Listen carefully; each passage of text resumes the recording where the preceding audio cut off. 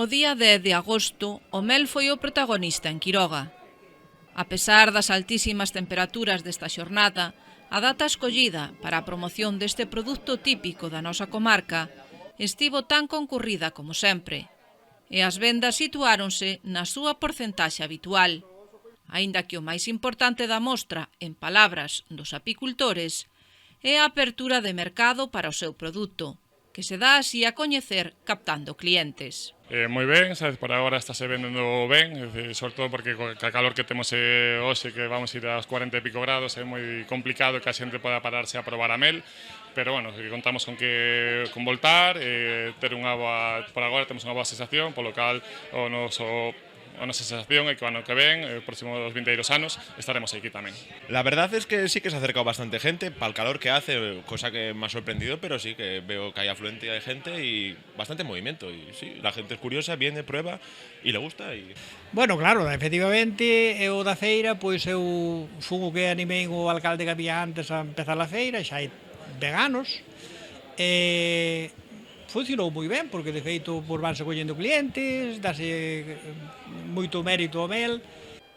8 apicultores presentaban o mel elaborado en puntos tan distantes do municipio como Montefurado, Outeiro ou Paradapiñol, deixando claro porque este produto comparte en Quiroga un lugar destacado, xunto co viño e o aceite. O mel goza dun gran prestixio pola súa gran calidade e variedade. As colmeas situadas nas zonas máis altas do municipio producen mel co predominio do castiñeiro, mentres que os situados nas zonas do val dan mel de breixo. Nas zonas intermedias, as abellas recollen o pole de castiñeiros e queirugas, que xuntan con moitas outras flores, dando un mel multifloral, grazas á gran variedade na flora deste territorio, onde conflúen vexetación atlántica e mediterránea. 3 variedades de mel con matices diferentes en canto a cor, textura e sabor, pero coa mesma calidade. Pero ademais destas variedades, tamén se atopou nesta mostra mel ecolóxico, o que se produce nas colmeas aloxadas de cultivos e contaminación. E mel cru, este último é un mel sen filtrar, que contén pequenas porcentaxes de pole e própolis. Temos un mel que non ten parte ningunha, un mel, por exemplo, é moi ben de precio, que está moi ben de precio, porque, por exemplo, nós temos un mel ecolóxico de brezo de primavera e castaño, e este mel non se compra en parte ninguna, se non é aquí en Quiroga, o precio que estamos vendendo nos aquí na feira.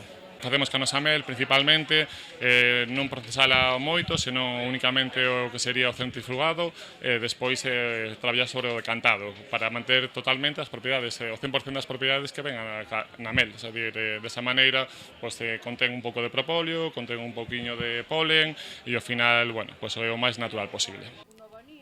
Ademais do mel, os apicultores trouxeron a esta mostra produtos elaborados con esta materia prima, como licores, xabóns ou velas. En canto á colleita, os apicultores falaron dunha recollida dispar. O mel multifloral mantívose en cantidade como a de anos anteriores. Non así como a de breixo ou castiñeiro, que é o mel que se recolle antes, xusto cando remata a floración destas plantas e árbores, e que foi máis escasa ca de anos anteriores, debido ás abondosas precipitacións primaverais que rapidamente deron paso a moi altas temperaturas, acortando a duración das flores.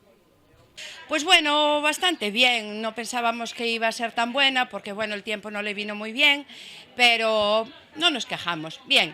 Bueno, este ano temos máis ou menos, eu penso que media colleita de mel do normal que hai, pois un ano mediano. Non faltaba a música nesta xornada dedicada ao mel.